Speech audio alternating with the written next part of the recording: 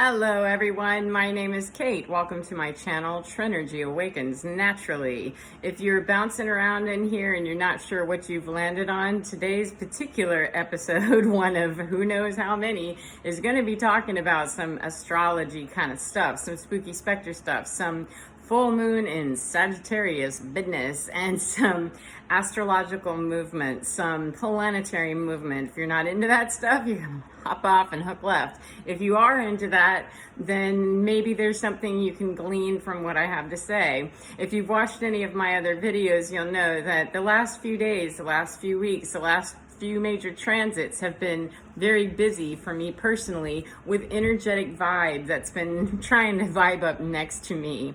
And I really wanted to just lay low for a while and didn't put up my video, my Frankenstein frequency video. Made it a couple of days before I actually remembered, oh yeah, guess I could go ahead and put that up there today.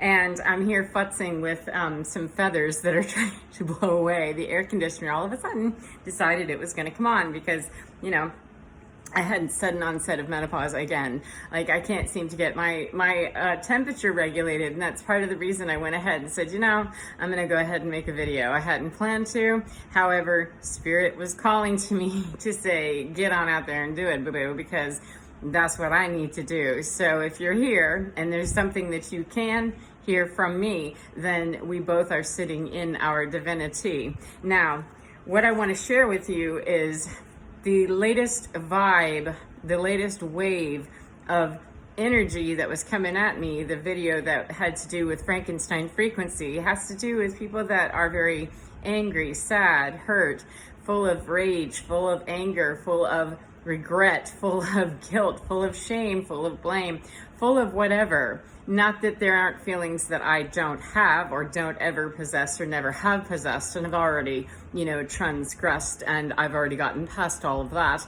It isn't any of that. This isn't a blame shame session. This isn't an I'm better than Mary Poppins, let me show you how to cleanse your soul. You know, this is, I'm in the know of how to do that. There's where you go and just give me $50 to do that, and I'll show you how. That's not how this works. For me, energy, as it is coming to me, it will resonate within me, and it will bring up within me disharmony based on my own freaking frequency. And wherever my Frankensteins are igniting in me is something that the Frankenstein frequency is igniting within me because of me and my history and my frequency, things that were done to me, things that I have done to other people. That's part of what energy is about. It's neither created nor destroyed. We're nothing but energy. We're bodies and water and organs and all that other stuff. However, at the very micro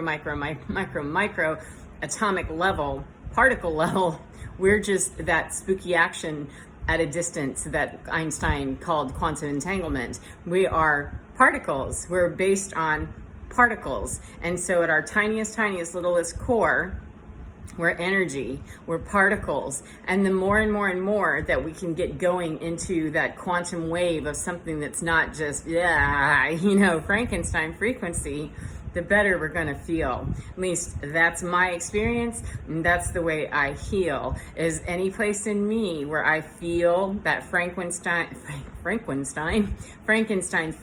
coming at me, that's a place that needs to heal. And it may be a place that needs to feel in order to heal, or it may be that Frankenstein part of me is being ignited out of habit, and it's not mine to feel or make real. However, it is mine to acknowledge, to bring it up to college within me and say, let's get a PhD within me about how we can release Frankenstein me so that I'm not feeling such a freaky frequency. Because anywhere in me where raging energy is going to affect me, bring me down, put me in a corner, afraid, terrified, angry, or wanting to retaliate or do anything other than bring healing, that's a place in me that perhaps doesn't want to do any feeling. And there are plenty of places within me that didn't want to do a whole lot of healing or a whole lot of feeling for a lot of years because I hate to be the bearer of bad news, but I don't know any human being on the planet that ever lived and ever will, because we're humans, that will not feel and will not have that sense of abandonment, loss, grief, something at some point in our lives, every day, all day, everywhere it's ever happened. That little Frankenstein frequency of is within us, and it's going to be. And everywhere where we dogpile it on with other people's weird frequencies, it's going to keep escalating and building and building and building Godzilla suits that are not going to help us with our healing, and our reeling, and our feeling. And after going through a divorce and harboring some pretty nasty feelings about certain people in my life and what they've done to me, and working very hard to release and let that go, I understand the struggle. I understand the strife. And I also understand this one life. Whether I subscribe to multiple lifetimes or not is irrelevant, baby, because I'm right here on the spot and I want to live this one right here, right now. Not back there, not over there, and not worried about how I'm going to always be clearing the air. Because if I feel like I have to lay down cover fire in order to enter a room, I'm hanging out in the wrong frequency. And when I was left in a divorce, I got a chance to figure out how freaky my frequency was, and I got it. I figured it out. And there are others in my former life that, whether they are feeling it out here in 3D, real D reality, or 4D, 5D, what? I don't go into a whole lot of complicated stuff about reality for me.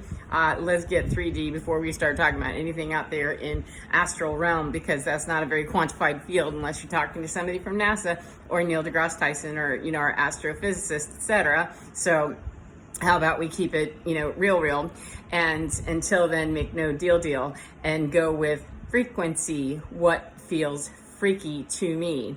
And the waves of grief, the waves of sorrow, the waves of guilt and shame are not mine to borrow. They're not mine to blame either. They're igniting in me places in me that need to take a peeky peek at my frequency. Now, is it because I need to grieve and I need to feel the loss? I need to feel the whatever it is? Or is it because I'm taking that on based on an old understanding of that's an old freaky frequency that I no longer tune that frequency?